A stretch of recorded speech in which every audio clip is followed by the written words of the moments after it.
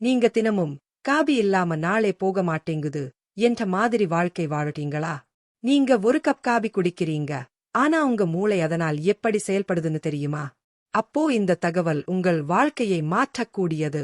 Coffee குடிப்பது நம்ம ஞாபக சக்திக்கு நல்லதா அல்லது கெட்டதா? அதுக்கான விஞ்ஞான அடிப்படையிலான பதில்களை இப்போவே தெரிஞ்சுக்குங்க. காபியில் இருக்கும் முக்கியமான பொருள் என்ன தெரியுமா? கபேன். இது நம்ம மூளையிலுள்ள அடெனோசின் என்கிற ரசாயனத்தை தடை செய்கிறது. அடெனோசின் என்ன பண்றது? நம்மை தூக்கத்துக்குத் தள்ளி ஓய்வடையச் செய்றது. அதுக்கான எதிர்ப்பு சக்தியாக கபைன் நம்மை அலர்ட்டா போக்கஸ்தா வைக்கிறது. இதனால் குறுகிய காலத்தில் நம்ம அறிவாற்றலும் ஞாபக சக்தியும் சிறிது அதிகரிக்க வாய்ப்பிருக்கிறது.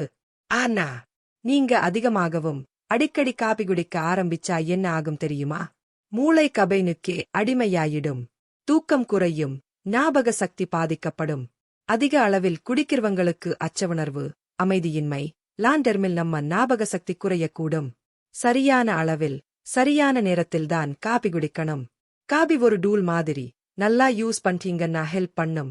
அதிகமா யூஸ் பண்றீங்கன்னா நம்ம ஞாபக சக்திக்கே பக்கம் பக்கமா பிரச்சனை வரும். காபி நல்லது தான், ஆனா அளவுக்கு மீறினா அமுதமும் விஷம். அதனால காபி குடிக்கும்போது ஞாபகம் வைக்கணும்.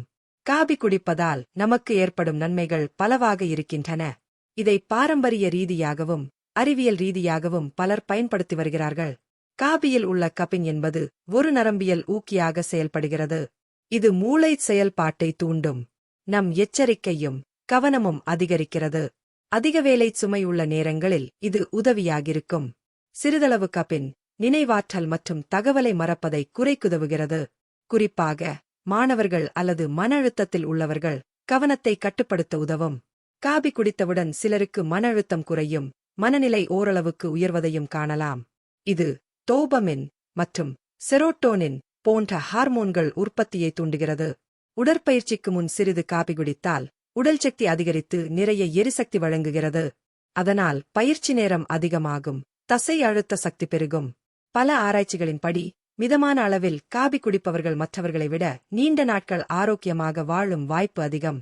காபியில் உள்ள ஆன்டிஆக்சிடென்டல்கள் மூலமாக டைப் 2 வகை நீரிழிவு, பக்கவாதம், அல்சைமர் போன்ற நோய்கள் வர வாய்ப்பு குறையும். சில நரம்பியல் மற்றும் மெட்டபாலிக் நோய்கள் வராமல் தடுக்கலாம். ஒரு நாளைக்கு 1 முதல் 2 கப் மிதமான அளவில் மட்டும் குடிக்க வேண்டும்.